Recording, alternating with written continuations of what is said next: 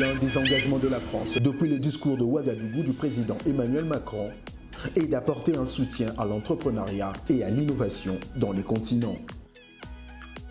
Dans l'Hexagone, lors du sommet Afrique-France, qui a réuni plus d'1 millier de jeunes Africains, dont près de 350 entrepreneurs, cet engagement a été au cœur des débats avec à la clé plusieurs propositions, notamment celle de développer le programme Startup Africa France. Après ce sommet qui visiblement aura tenu ses promesses, l'heure est maintenant aux actions concrètes. À Brazzaville, devant la presse et quelques jeunes Congolais, François Barato, ambassadeur extraordinaire et plénipotentiaire de la République française auprès de la République du Congo, affirme qu'à ses propos, des instructions claires ont été données au service de l'État par le président français avant d'annoncer que son pays va mettre dans le jour qui vienne un nouvel outil d'accompagnement des jeunes entreprises et jeunes entrepreneurs, congolais à l'occurrence. Le chef de l'État français s'est rendu compte que dans la palette d'outils que nous avions pour soutenir les entreprises africaines, ce qui est un axe majeur de son effort, il manquait sans doute un instrument spécifique pour les toutes jeunes entreprises et les tout jeunes entrepreneurs qui veulent se lancer. On a beaucoup d'instruments, on n'a pas celui-là qui aurait la souplesse et la rapidité d'exécution nécessaire pour répondre aux besoins.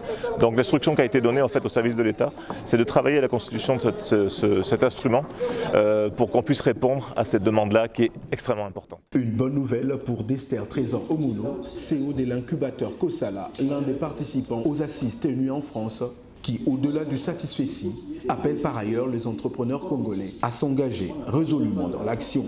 C'est un sentiment de joie de savoir qu'aujourd'hui la France reconnaît, on va dire, cette faiblesse et est prête à accompagner les jeunes entrepreneurs. Ils le font déjà dans d'autres pays. On vous a parlé du projet Choice Africa, mais après la responsabilité est la nôtre maintenant, principalement Kosala, de voir comment est-ce qu'on peut s'organiser, se rapprocher de l'ambassade de France afin de faire des propositions concrètes pour faciliter justement l'accompagnement de la France en faveur des jeunes entrepreneurs, sinon des entrepreneurs congolais.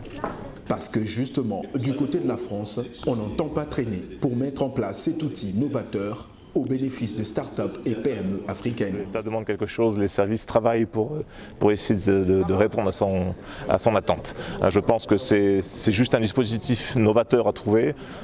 Je fais confiance à nos experts pour identifier un mécanisme qui saura répondre à ce vrai besoin. C'est vraiment un vrai besoin pour répondre à l'immédiateté et aux petits besoins financiers des gens qui ont une idée qu'ils veulent mettre en œuvre. Autre question abordée au cours de cette rencontre, l'avenir de la relation Afrique-France, le bilan de l'action menée par la France en République du Congo, la lutte contre le changement climatique et la préservation du bassin du Congo à l'aube de la COP26 de Glasgow, mais aussi le bilan du nouveau sommet Afrique-France.